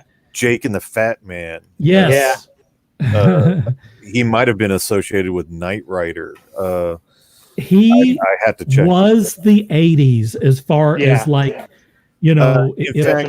If it was a crime, like a procedural thing during the 80s, he was involved with it. And I mean, that guy was, he had a guest appearance on Castle. That's right, where I was going. I was thinking, wasn't he one of the guys on the poker game? He was part of the poker game, which all the poker players are writers. Yeah. There was one poignant episode after Cannell had passed where they brought in this other up and coming writer, just an actor. He wasn't actually a writer. And he went to sit down in Steven's chair, and everybody stopped and said, no. Yeah, you can't sit in that chair. He wrote The Greatest American Hero. There it is. Okay. And 21 Jump Street. I remember that Rockford Files. He's absolutely a legend. Wasn't that the opening that started with the phone ringing? Yes. Yeah. And I was like, every episode they left a message, and he was behind on his rent or something. It was always something that was it always different? It was different every time. Oh, I didn't know that. Every time. Wise guy. He drove a gold Firebird. Yes, without a spoiler. Which was updated throughout the series. They continued to update that car. It changed, although his trailer did not change. I have one other thing to say about the Rockford Files before I get off of that. The first 2 episodes, which I assume were the pilot episodes, starred a very young Lindsay Wagner. Oh, wow. She was the guest on there, and Rockford got it on with Lindsay Wagner. I don't know who that is. She was the bionic woman. Oh, okay. Sorry. Hello. You guys are all older than me. I'm the young buck of the group. Not that much older. Not that old. By what? 4 years? Still. That's a big difference in being like, By the way, 6 or 10 in 1980. By the way, got to meet Lindsay Wagner and Lee Majors all on the Really? same day. Yes. Wow, Got the that photo is to super prove it cool. too. So. Whoa, that is super cool. Yeah, Is he Lindsay still able to Wagner walk? also appeared in Shawn, help me out. What's the name of that game Death where Stranding. Death Stranding? She was the president or whatever President of the United in Death States. Stranding, and she looked just like she did in that Rockford Files. She was back when she was in the game. She looked like she was 24 years old or whatever, which is kind of funny. Worst action figure ever was the $1 Million Man action figure. That thing looked terrible. Remember that toy? I had two. You of shut your face. He looked all. Oh, never mind. Another time. You're stepping in a big hole. Oh man, Yeah. you are really. You are. Big hole. Dude, I if we mean, could find a you screenshot want- of that action figure, you would go, "Oh, it's really bad." You want I Yeah, love but you can that get action figure. 4,500 By for God, it. you want to step away from the edge right now. You just want to back up. Shawn, the action figure looked like he had a stroke. Dude, it doesn't matter. Nobody wants to It play doesn't with matter. stroke $1 Million Man. Doesn't matter. Back in 1974 or at whatever year it was, that was the greatest action figure on the planet. Well, Yeah. I was fresh from the womb, so I don't remember those times. let me get some of the comments out on what I was just talking about. Steve says Rockford, yes. Ronnie says, But- how about the Hawaii 5-0? Did Mike Post do that? I don't know. I don't think so. That was I Russell forgot the says name of that Magnum band. PI with Stephen Magnum J. PI. Cannell. Okay, Lindsay Wagner's really cute back in the day. Hello. She does not look that much different today. No, she really doesn't. She's Much like good for help me her. out, Wonder Woman. What's her name? She's very she has like she's all into like the natural health and natural foods kind of thing. She has this whole little that's what she does now. So But she's smarter than Linda us. Carter. exactly. Linda Carter. Linda Carter looks pretty good for whatever I believe whatever she is. She's got to be getting up there. I believe they both actually tour the convention circuit together. Oh, I would love to meet them. That would be so cool.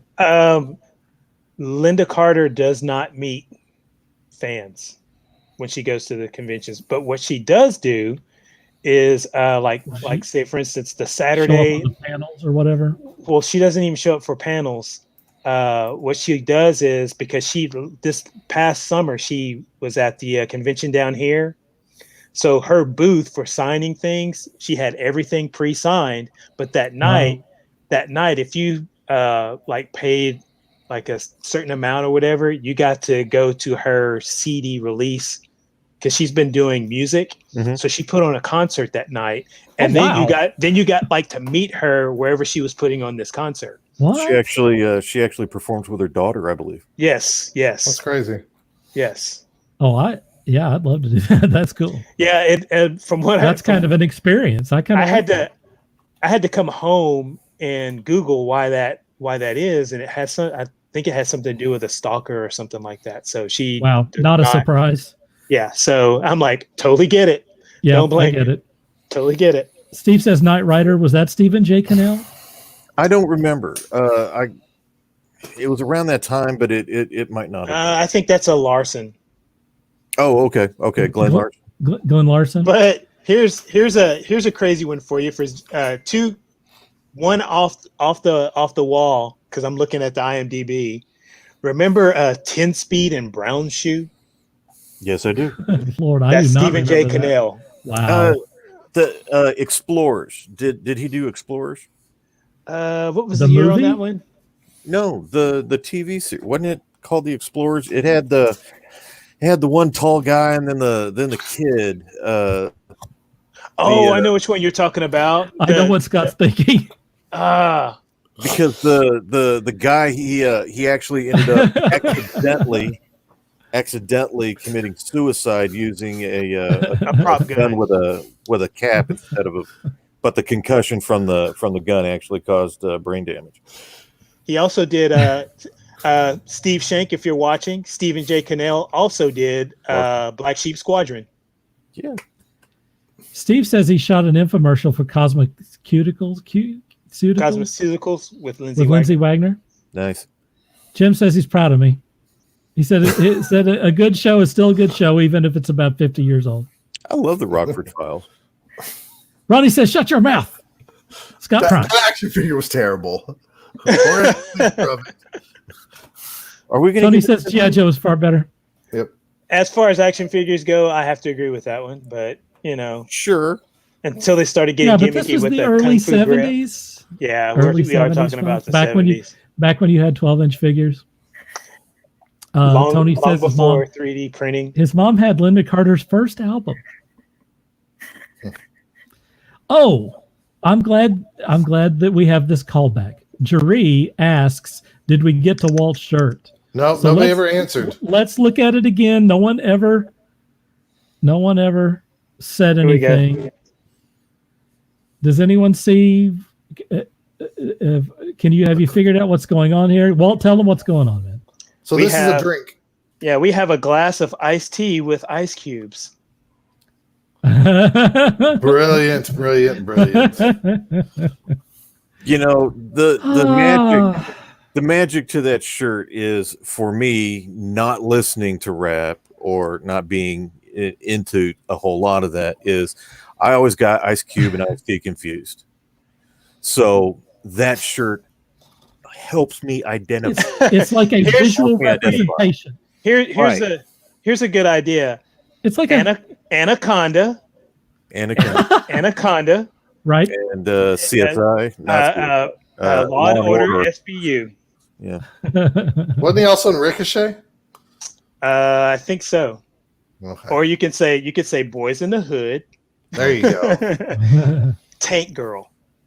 There you go. That's right. That's That's good. right. He was one of the Reapers. Steve says he watched Black Sheep Squadron. We're going. This is a an old time show today. Yeah. It For better really or for is. worse. It's For getting better or for older worse. as we speak. Ice-T, Ronnie. Marianne says Ice-T. Ice-T and the Ice Cubes.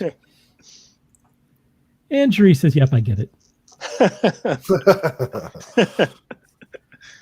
Holy cats. All right, let's go to did everyone get their stuff out? Yeah. I have one other thing to make this even longer. And it's something that I have not watched yet.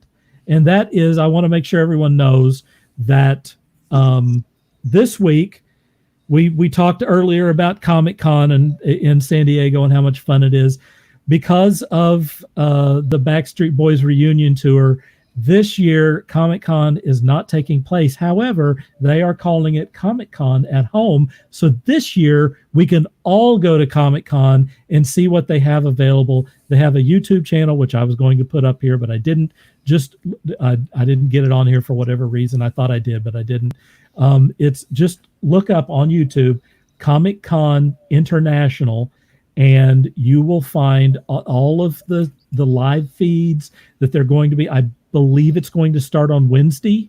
There may actually already be some events that are adjacent to Comic-Con. Please check out Comic-Con. It is super, super awesome. And this year, all of us can go. We can all go to Comic-Con. Let's do it together. And if you didn't get enough of us, come back in about 45 minutes. We'll be interviewing Tony Rafford. Or some of us. For the Twisted Lords Con. I was going to get it wrong. Twisted Lords Con, which is coming up this weekend. We will, if we can ever wrap up this episode, we will be talking to him at 9:30 or so. Marianne says, "Was there a cat there for a moment?" Shawn, did you have a cat? A cat appearance? Grab it to make it squeal. Oh, do not taunt the cat. Why would I do that? That cat has some years on her. I'm estimating her at, I believe, 18, almost 19. So yeah, here. That is an old If cat. I can pry her off my thigh. Say hi to the world. There we go. Oh, you just made Pump so happy. Is that cat's name Prissy or something? What's that cat's name? Sassy. My mother Sassy. named her Sassy, which is funny because she originally named her Jade, and then decided, I don't like that. I'm going to name her Sassy. That is a leap between those two names. She's a cat, but she's not going to come to either of the names, so it doesn't really matter. Shawn, you were originally a Linwood, and then your mom changed your name to Shawn. So it happens. Linwood. Actually, I was supposed to be Scott. Really? That's awesome. No, originally I was a Chad, and Wow. I'm never calling you anything different. Wow. I was going to be named after Chad Everett, and the family hated it, so somehow I ended up with Shawn. Wow. Steve says, great time. The longer the show is, all the better. Thank you, Steve. Thank you. I like hearing that. Okay, let's see. I've gone through all this stuff. It's promo time. Let me see if I can get a banner up there. Let's go to Walt first. If you're ever down here in Texas, I recommend you're looking for toys or anything like that. There's Empire Toys in Keller and Holocron Toys in Fort Worth. Holocron Toys is strictly Star Wars. Nice. If you ever go in there, you will be totally impressed. I suggest leaving your wallet in the car. Mm-hmm. Freeze it in ice. Freeze it in ice because you will spend money. I got As well as Empire Toys, you will spend money. So there you go. You can look both of those up on the internet. I don't have their web addresses right off the top of my head, but I know Empire Toys has an Instagram. So you can. I got you, Scott. You can find them there. Cool. Let's go to Scott. All right. I'm going to use this promo time just to remind everybody to hug your loved ones, tell them you love them, say hi, stay in touch. And if you want and feel like you could contribute, you could donate to Steve Martin's family for like his memorial services and stuff like that. The link Dirk just put up. And end it with Steve, you should be proud. You did good, man. And yeah, that's all I got tonight. That's good enough. Shawn, what do you got, buddy? Really nothing new. Still working on commissions.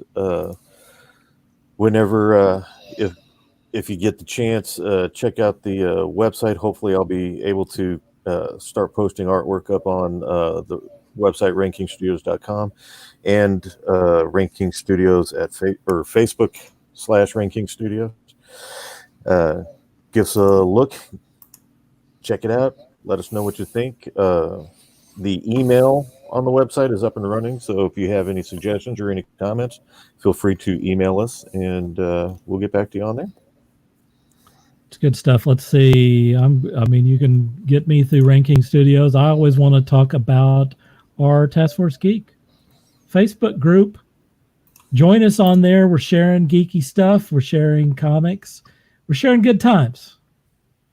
Be a part of that. Let's see.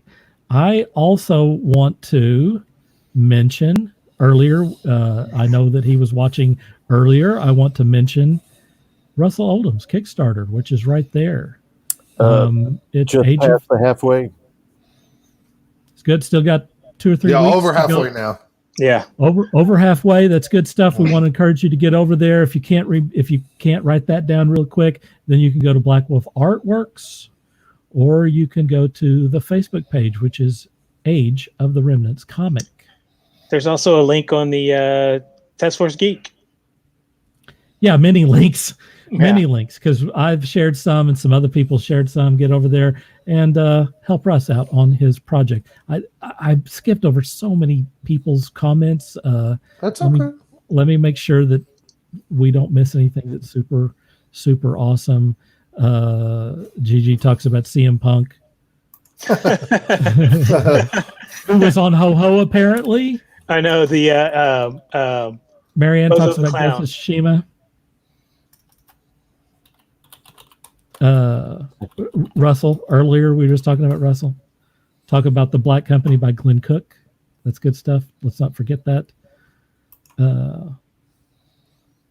Playing in the Summer Festival event on Neverwinter. When Tony gets a chance to play, we're going to be talking to him in about 30 minutes if we can get off of this ever. Let's see. And I think that almost gets us caught up. Tony says, love your hat. Go Chiefs. Bandwagon fans. Steve says, Holocron is amazing. Amazing. Oh, I'm not a bandwagon fan, by the way. That's all right. Then enjoy your long term. Enjoy the next 10 years. I waited 50 years for this, so come on. There you go. I mean, Scott, you had a long run with the Patriots after getting your teeth kicked in for decades. So it's time for someone else to. Hey, if you're a long-term fan, like I said, Chiefs, enjoy your next 10 years while Mahomes is healthy. So love you too, Ronnie. Love you, Ronnie. A lot of the people who chimed in tonight love you folks very much. Never too early or too often that you can say that. Does anyone else have something else to say? We're so long. Yep. So long. I'm ready to eat again. That's all I can say. I am too starving. I don't have time. I'm wasting away as we speak. As you can see, go to Dairy I may Queen, not survive. Dude, tell people what you ate tonight. No. I mean, you are an adult. No. You are an adult, please.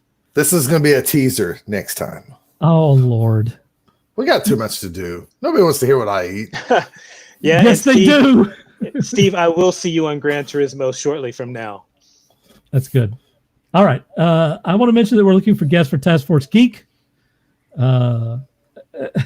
If you're interested, please contact me at taskforcegeek@gmail.com. If you have something to promote, even better, visit us on the Taskforce Geek Quora space, and our home is Ranking Studios. Thanks, everyone, for watching this. Please leave a like, share wherever you see it. This makes a huge difference. Much love to everyone tonight.